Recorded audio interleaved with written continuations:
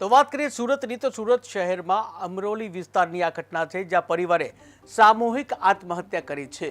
ત્યારે આર્થિક સંકળામણને કારણે આ પગલું ભર્યું છે જ્યાં માતા પિતા અને પુત્રે દવા પી આત્મહત્યા કરી છે।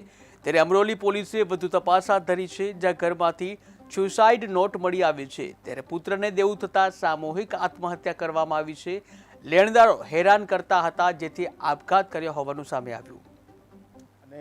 મારા બનેવી હીરાનું વ્યવસાય હતો, એનો છોકરો બી હીરાનું જ કરતો, પણ દિવાળી પછી આ એને તકલીફ થોડીક હીરામાં મંદીને કારણે એકદમ ધંધા સ્ટોપ થઈ ગયા અને મારા બનેવીને દવાખાનું આવ્યું, એમાં લોનના હપ્તા ભરાણા નહીં કાંઈ, ચાર પાંચ હપ્તા માથે ચડી ગયા હતા।